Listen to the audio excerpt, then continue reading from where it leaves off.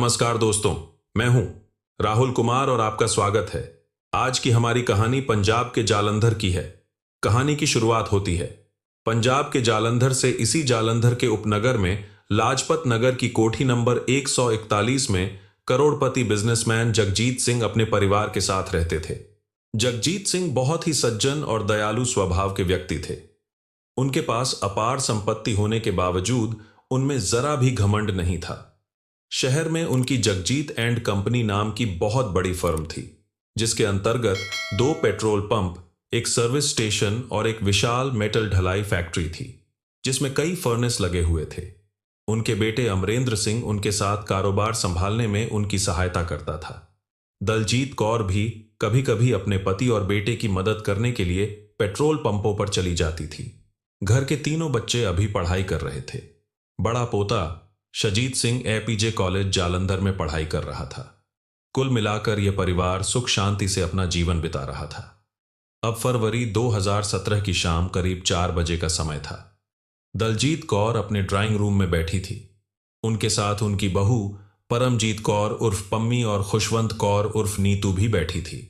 खुशवंत कौर परमजीत कौर के पति अमरेंद्र सिंह के दोस्त बलजिंदर सिंह की पत्नी थी। दोनों परिवारों के बीच पारिवारिक संबंध अच्छे थे। बलजिंदर सिंह की भी जालंधर के लक्ष्मी सिनेमा के पास एक मेटल ढलाई की फैक्ट्री थी। अमरेंद्र सिंह की शादी के बाद से परमजीत कौर और खुशवंत कौर में गहरी दोस्ती हो गई थी।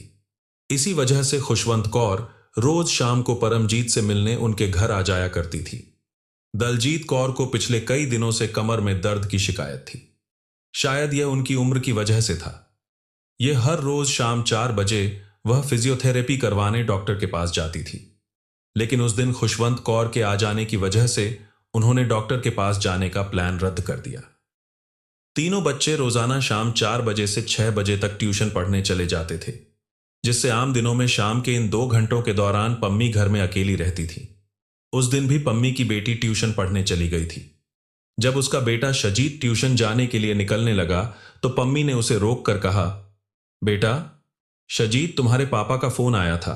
उन्होंने कहा है कि तुम अपने छोटे भाई मंजीत को साथ लेकर अवतार नगर रोड पर स्थित कार की दुकान पर चले जाओ। वहां एजेंट से मिलना। वह आज तुम्हारी पसंद की जीप खरीदवा देगा। शानजीत कई दिनों से अपनी एक जीप लेने की जिद कर रहा था। मां की बात सुनकर शानजीत खुश हो गया और उसने जवाब दिया, ठीक है मम्मी। इसके बाद वह अपने छोटे भाई मंजीत को साथ लेकर कार से अवतार नगर की तरफ निकल गया। इधर ड्राइंग रूम में बैठी तीनों महिलाएं चाय की चुस्कियां लेते हुए आपस में बातचीत कर रही थीं। तभी दरवाजे की घंटी बजी। घंटी की आवाज सुनते ही पम्मी ने चाय का प्याला टेबल पर रखा और उठकर दरवाजे की ओर बढ़ी। जैसे ही उसने दरवाजा खोला, उसने देखा कि सामने 2 अजनबी आदमी खड़े थे। पम्मी को बिना कुछ कहे उन लोगों ने अंदर की ओर धक्का दिया और दरवाजा बंद कर दिया। पम्मी को कुछ समझने का मौका भी नहीं मिला कि उनमें से एक ने अपनी कमर से पिस्तौल निकाली और उस पर लगातार 3 गोलियां चला दी। पम्मी के पास चीखने तक का समय नहीं था और वह तुरंत फर्श पर गिर गई। अब गोलियों की आवाज सुनकर दलजीत कौर घबराकर ड्राइंग रूम से बाहर आई। जब उन्होंने बहू को खून से लथपथ देखा तो वह जोर से चिल्ला उठी। उनकी चीख सुनकर खुशवंत कौर भी कमरे से बाहर आ गई। जब उन्होंने पम्मी को मरा हुआ देखा तो दोनों महिलाएं हमलावरों पर झपट पड़ी। इस अप्रत्याशित हमले से हमलावर घबरा गए। खुशवंत कौर एक हमलावर से भिड़ गई, जबकि दलजीत कौर ने दूसरे हमलावर को पकड़ लिया, जिसके हाथ में पिस्तौल थी। पिस्तौल वाले हमलावर ने खुद को छुड़ाने के लिए दलजीत कौर पर गोली चला दी। दूसरी ओर दूसरे हमलावर ने खुशवंत कौर को रोकने के लिए अपने हाथ में पकड़ा हुआ पेचकस पूरी ताकत से उनकी गर्दन में घोंप दिया। उसी समय पिस्तौल वाले ने खुशवंत कौर पर भी गोली चला दी, जिससे उनकी भी मौत हो गई। फिर तीनों महिलाओं की हत्या करने के बाद दोनों हमलावरों ने राहत की सांस ली। वह ड्राइंग रूम से निकलकर लॉबी में आए और वहां रखे फ्रिज के पीछे टंगी चाबियों में से एक चाबी उठाई। इसके बाद वह कोठी के पिछले दरवाजे से बाहर निकल गए। महज 5 मिनट के अंदर यह 3 हत्याएं कर आराम से वहां से फरार हो गए। दूसरी ओर जब शाम 5 बजे के आसपास अमरेंद्र सिंह अपने दोनों बेटों के साथ कोठी पर पहुंचा तो उसने मुख्य दरवाजा अंदर से बंद पाया। उसने दरवाजा खटखटाया, लेकिन कोई जवाब नहीं मिला। कोई अनहोनी की आशंका से परेशान होकर उसने अपने बेटों के साथ मिलकर दरवाजा तोड़ दिया। अब अंदर का दृश्य देखकर उनके होश उड़ गए। ये जोर जोर से चीखने लगे और उनके साथ बच्चे भी मदद के लिए चिल्लाने लगे। उनकी चीख पुकार सुनकर पड़ोसी इकट्ठा हो गए। उनमें खुशवंत कौर का बेटा अर्शदीप भी था। जब उसने अपनी मां की लाश देखी तो वह फूट फूट कर रोने लगा। पड़ोसियों की मदद से तीनों घायल महिलाओं को पास के एक प्राइवेट अस्पताल ले जाया गया। पोश कॉलोनी में दिन दहाड़े 3 हत्याएं होने की खबर आग की तरह पूरे शहर में फैल गई और लोगों में दहशत फैल गई। कोई इसे आतंकवाद से जुड़ी वारदात बता रहा था तो कोई इसे आपसी दुश्मनी का नतीजा मान रहा था। फिर किसी ने तुरंत पुलिस को फोन कर दिया। अस्पताल में डॉक्टर अमनप्रीत सिंह ने जांच करने के बाद दलजीत कौर और खुशवंत कौर को मृत घोषित कर दिया। अब क्योंकि मामला हत्या का था, इसीलिए अस्पताल प्रशासन ने भी पुलिस को सूचना दे दी। परमजीत कौर की हालत बेहद नाजुक थी। उसकी धड़कनें बहुत धीमी हो गई थीं। उसकी जान बचाने के लिए डॉक्टरों ने उसे वेंटिलेटर पर रख दिया। घटना की सूचना मिलते ही थाना डिवीजन नंबर 4 के प्रभारी प्रेम सिंह और थाना डिवीजन नंबर 6 के प्रभारी गुरबचन सिंह पुलिस बल के साथ मौके पर पहुंच गए। पहले लाजपत नगर थाना डिवीजन नंबर 6 के अंतर्गत आता था, लेकिन बाद में उसे थाना डिवीजन नंबर 4 में शामिल कर दिया गया। घटनास्थल पर पहुंचने के बाद पुलिस को पता चला कि सभी लोग अस्पताल जा चुके हैं। इस पर थाना प्रभारी ने कोठी पर 2 सिपाही तैनात कर दिए और खुद इंस्पेक्टर प्रेम सिंह के साथ अस्पताल पहुंच गए। वहां डॉक्टर परमजीत घायल को बचाने की पूरी कोशिश कर रहे थे, लेकिन उसकी हालत में कोई सुधार नहीं हो रहा था। फिर आखिरकार रात करीब 9 बजे उसने दम तोड़ दिया। अस्पताल में यह भी पता चला कि तीनों महिलाओं जिन्हें गोली मारी गई थी, उनकी मौके पर ही मौत हो चुकी थी। पुलिस ने उनके शव कब्जे में लेकर कानूनी प्रक्रिया शुरू की। इसके बाद पुलिस ने अमरेंद्र के बयान दर्ज किए और उसी के आधार पर भादंबवी की धारा 2027, 552, 34 और 2527 आर्म्स एक्ट के तहत अज्ञात हमलावरों के खिलाफ मामला दर्ज कर लिया। फिर तीनों शवों को पोस्टमार्टम के लिए राजकीय अस्पताल भेज दिया गया। अब क्योंकि यह मामला एक करोड़पति बिजनेसमैन के परिवार में हुई 3 हत्याओं का था, इसीलिए खबर मिलते ही पुलिस कमिश्नर अर्पित शुक्ला समेत कई पुलिस अधिकारी अपनी टीम के साथ लाजपत नगर स्थित कोठी नंबर 141 पर पहुंच गए। कोठी के ड्राइंग रूम में खून फैला हुआ था। क्राइम इन्वेस्टिगेशन टीम और फिंगरप्रिंट विशेषज्ञ मौके से साक्ष्य जुटाने में लगे थे। पुलिस अधिकारियों ने जब घटनास्थल का बारीकी से निरीक्षण किया तो उन्हें लगा कि यह हत्या लूटपाट के इरादे से नहीं की गई है, क्योंकि कोठी में रखा कीमती सामान अपनी जगह पर सुरक्षित था। ड्राइंग रूम में कुछ कुर्सियां और चाय के बर्तन जमीन पर गिरे पड़े थे, जिससे पुलिस ने अनुमान लगाया कि वहां संघर्ष हुआ होगा। इसके अलावा जिस तरह से हमलावर कोठी के पीछे का दरवाजा खोलकर बाहर निकले थे, उससे यह अंदाजा लगाया गया कि वह इस परिवार के जानकार होंगे।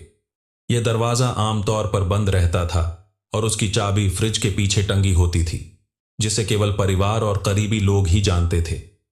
पुलिस को यह भी महसूस हुआ कि अपराधियों का असली मकसद सिर्फ परमजीत कौर उर्फ पम्मी और उसकी सास दलजीत कौर की हत्या करना था, मगर चश्मदीद गवाह न बचे, इसलिए उन्होंने कोठी में मौजूद खुशवंत कौर को भी मार डाला।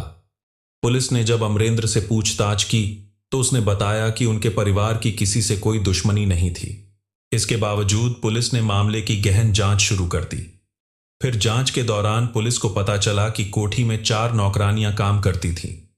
इनमें से 3 सुबह 10 बजे से दोपहर 2 बजे तक बर्तन झाड़ू पोछा और कपड़े धोने का काम करती थी और फिर अपने घर चली जाती थी।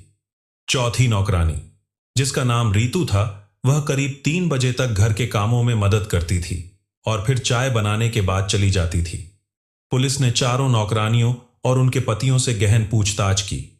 इसके अलावा उनके पारिवारिक बैकग्राउंड की भी जांच की गई, क्योंकि अक्सर बड़े घरों में होने वाली ऐसी घटनाओं में किसी न किसी नौकर का हाथ होने की संभावना रहती है। लेकिन इस मामले में सभी नौकर नौकरानियां निर्दोष पाए गए।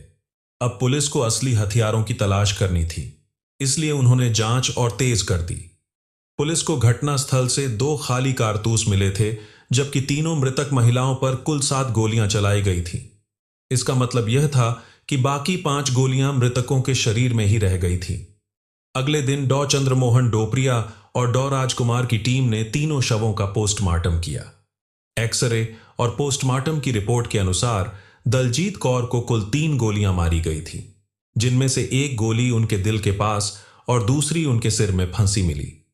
परमजीत कौर को भी 3 गोलियां लगी थी, जिनमें से एक गोली उसके माथे के बिल्कुल बीचों बीच लगी थी, जबकि दूसरी उसकी खोपड़ी में और तीसरी उसकी बाजू में फंसी हुई थी।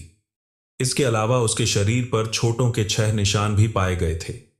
खुशवंत कौर के सिर में एक गोली लगी थी, जो उसकी कनपटी से होकर खोपड़ी में फंस गई थी। इसके अलावा उसकी गर्दन में 16 सेंटीमीटर लंबा एक पेचकस भी गुस्सा हुआ था। अब पोस्टमार्टम प्रक्रिया पूरी होने के बाद पुलिस ने तीनों शव उनके परिजनों को सौंप दिए। अंतिम संस्कार में शहर के कई व्यापारी, गणमान्य लोग और हजारों की संख्या में आम लोग शामिल हुए।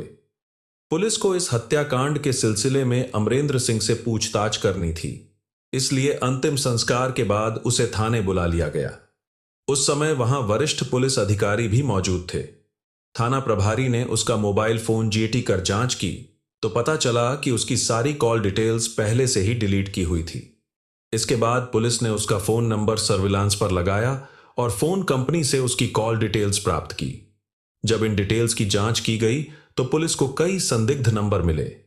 जब पुलिस ने अमरेंद्र से उन नंबरों के बारे में पूछताछ की, जिसके बाद इस हत्याकांड की पूरी साजिश का खुलासा हो गया और महज 24 घंटे के अंदर मामले को सुलझा लेने के बाद पुलिस अधिकारियों ने राहत की सांस ली।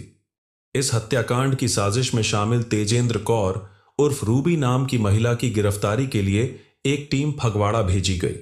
उसकी गिरफ्तारी के बाद पुलिस कमिश्नर अर्पित शुक्ला ने उसी शाम एक प्रेस कॉन्फ्रेंस बुलाई और पत्रकारों को बताया कि लाजपत नगर में हुए इस 3 हत्याकांड के पीछे कोई और नहीं बल्कि अमरेंद्र सिंह और उसकी प्रेमिका तेजेंद्र कौर उर्फ रूबी ही थे। जब इन दोनों आरोपियों को पत्रकारों के सामने पेश किया गया तो उन्होंने खुद ही हत्या की पूरी कहानी बयान कर दी। इस चौंकाने वाले हत्याकांड की जो सच्चाई सामने आई वह बेहद चौंकाने वाली थी। दरअसल जगजीत सिंह की कंपनियां बहुत तेजी से तरक्की कर रही थी। वह एक बड़े बिजनेसमैन थे और समाज में उनकी एक खास पहचान थी। अमरेंद्र सिंह और उसकी पत्नी परमजीत कौर के बीच काफी गहरा प्रेम था। अमरेंद्र और जगजीत सिंह हर दिन सुबह एक साथ घर से निकलते थे। जगजीत सिंह का ज्यादातर समय उनके पेट्रोल पंपों पर गुजरता था, जबकि अमरेंद्र स्वतंत्र रूप से फैक्ट्री संभालता था। दोनों ने अपने अपने काम अलग अलग बांट रखे थे, लेकिन पूरे कारोबार का हिसाब किताब जगजीत एंड कंपनी में ही होता था। इस परिवार के बर्बाद होने की शुरुआत तब हुई जब साल 2013 में तेजेंद्र कौर उर्फ रूबी ने जगजीत एंड कंपनी में हेड अकाउंटेंट के रूप में नौकरी शुरू की। इससे पहले उसी कंपनी में उसका पति सुखजीत बतौर कैशियर काम करता था। रूबी केवल नाम से सुखजीत सिंह की पत्नी थी, क्योंकि वह अपनी जिंदगी के हर फैसले खुद लेना पसंद करती थी। वह किसी के दखल को बर्दाश्त नहीं करती थी और पूरी तरह से स्वतंत्र विचारों वाली महिला थी।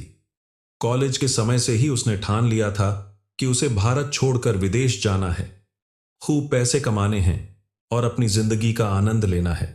और अपने इस सपने को पूरा करने के लिए वह कोई भी कीमत चुकाने को तैयार थी, लेकिन विदेश जाने के लिए उसके पास पर्याप्त पैसे नहीं थे। आखिरकार उसने स्कॉलरशिप के सहारे ऑस्ट्रेलिया जाने की योजना बनाई। उसने 12वीं कक्षा के बाद कंप्यूटर एजुकेशन में डिप्लोमा किया और फिर साल 2009 में IELTS की परीक्षा दी। इस परीक्षा में उसका स्कोर बैंड 5.5 आया, जो अंग्रेजी के मामूली उपयोगकर्ता के स्तर का होता है। कम स्कोर की वजह से उसे ऑस्ट्रेलिया का वीजा नहीं मिला, लेकिन उसने हार नहीं मानी और दोबारा परीक्षा दी। इस बार उसे 6.5 स्कोर मिला, जो सक्षम उपयोगकर्ता के स्तर का होता है। हालांकि उसे विदेश जाने के लिए कम से कम 7 बैंड की जरूरत थी। फिर भी वीजा ना मिलने की वजह से उसका सपना अधूरा रह गया। इसी बीच उसकी शादी सुखजीत सिंह से हो गई। सुखजीत एक सीधा साधा और ईमानदार इंसान था, लेकिन रूबी उसे ज्यादा महत्व नहीं देती थी। दोनों के बीच अक्सर झगड़े होते थे और सुखजीत झगड़ों से बचने के लिए चुप रहता था। दोनों जालंधर के सॉडल चौक पर किराए के मकान में रहते थे, लेकिन रूबी ने अपने विदेश जाने के सपने को कभी नहीं छोड़ा। वह ऐसे व्यक्ति की तलाश में थी जो उस पर खूब दौलत लुटाए और उसके सपने पूरे कर सके। इसी दौरान उसे एक अच्छी तनख्वाह वाली नौकरी मिल गई।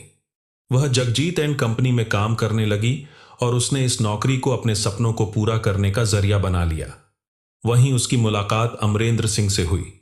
पहली ही मुलाकात में अमरेंद्र रूबी का दीवाना हो गया था और रूबी भी जल्दी ही यह समझ गई कि उसके बॉस की नजरें उस पर टिकी हैं और यही तो वह चाहती थी, एक ऐसा आदमी जो उसके लिए सब कुछ करने को तैयार हो।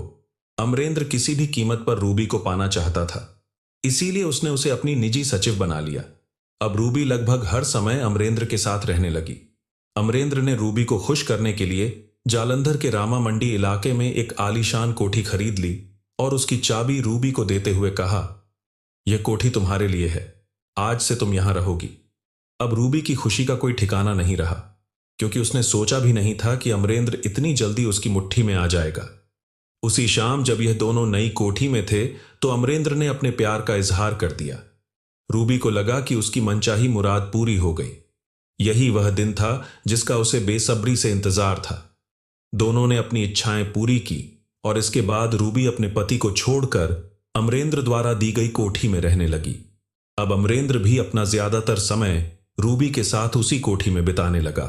घर पर काम का बहाना बनाकर वह रूबी की बाहों में पड़ा रहता था और देख देखते 3 साल कैसे बीत गए यह किसी को पता ही नहीं चला और ना ही किसी को यह भनक लगी कि अमरेंद्र और रूबी के बीच अवैध संबंध चल रहे हैं। लेकिन कहा जाता है कि अवैध संबंध ज्यादा समय तक छिपे नहीं रहते। आखिरकार दिसंबर 2016 में परमजीत कौर को अपने पति और रूबी के बीच के नाजायज रिश्ते के बारे में पता चल गया। जब उसने इस बारे में अपने पति से पूछा तो उसने साफ इनकार कर दिया, लेकिन परमजीत के पास इस बात के ठोस सबूत थे। उसने यह बात अपनी सास दलजीत कौर को बताई। फिर एक दिन परमजीत अपनी सास दलजीत कौर और ननद को साथ लेकर रामा मंडी वाली कोठी पर पहुंची, जहां रूबी मौजूद थी।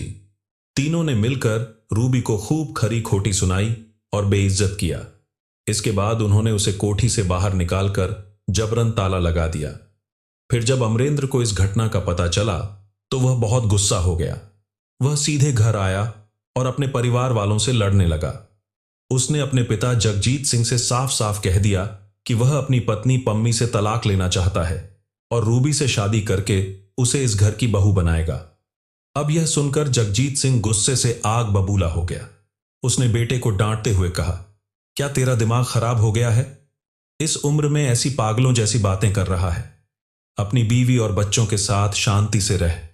जगजीत सिंह और दलजीत कौर ने बहुत समझाने की कोशिश की, लेकिन अमरेंद्र पूरी तरह रूबी के मुंहों में फंसा हुआ था।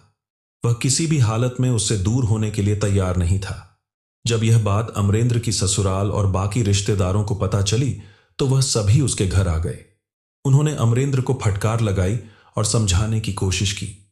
फिर बड़े बुजुर्गों के दबाव में आकर उस समय तो मामला शांत हो गया, लेकिन अमरेंद्र के मन में अब भी एक ही बात चल रही थी। वह किसी भी हाल में पम्मी से पीछा छुड़ाना चाहता था ताकि रूबी से शादी कर सके। उसे अच्छी तरह पता था कि एक घर में 2 औरतें नहीं रह सकती। जब तक पम्मी उसके जीवन में रहेगी तब तक वह रूबी को इस घर की बहू नहीं बना सकता। अमरेंद्र के पेट्रोल पंप पर कुछ समय पहले गांव ढिलवा का रहने वाला विपिन नौकरी करता था। वह अपराधी प्रवृत्ति का था और उसके खिलाफ कई मुकदमे दर्ज थे। एक दिन अमरेंद्र की रास्ते में विपिन से मुलाकात हो गई। उसने अपनी गाड़ी रोकी और विपिन को बैठा लिया। बातचीत के दौरान अमरेंद्र ने अपने और रूबी के रिश्ते की बात बताई और कहा, पम्मी के रहते हुए मैं रूबी को अपना नहीं बना सकता। तू बता, इसका क्या इलाज हो सकता है? विपिन को पहले तो समझ नहीं आया। उसने कहा, इस मामले में किसी वकील से सलाह ले लो।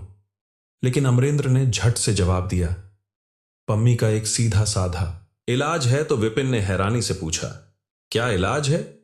तो अमरेंद्र ने ठंडे स्वर में कहा, पम्मी को खत्म कर देना रहेगा, बांस ना बजेगी। बांसुरी विपिन अब पूरी बात समझ चुका था। उसने कहा, ठीक है, हटा देते हैं रास्ते से, लेकिन यह काम मैं अकेला नहीं कर सकता, मुझे किसी और आदमी की जरूरत पड़ेगी। फिर उसने अमरेंद्र से पूछा, बदले में मुझे कितने पैसे मिलेंगे? तो अमरेंद्र ने जवाब दिया, पहले तू आदमी का इंतजाम कर, फिर पैसों की बात करेंगे। फिर अगले ही दिन विपिन ने गांव सरहाल केला छब्बेवाल निवासी अमृतपाल को अमरेंद्र से मिलवाया। अमृतपाल का बड़ा भाई विदेश में नौकरी करता था और वह खुद भी मलेशिया में काम कर चुका था। 9 साल वहां नौकरी करने के बाद वह 6 महीने पहले ही अपने घर लौटा था। यहां आकर उसने पेट्रोल पंप के शेड बनाने का काम शुरू कर दिया था। अमरेंद्र सिंह की मुलाकात विपिन से हुई थी। अमृतपाल एक ईमानदार और साफ सुथरी छवि वाला व्यक्ति था, लेकिन पैसों के लालच में आकर उसने इस काम के लिए 10 लाख रुपए मांगे।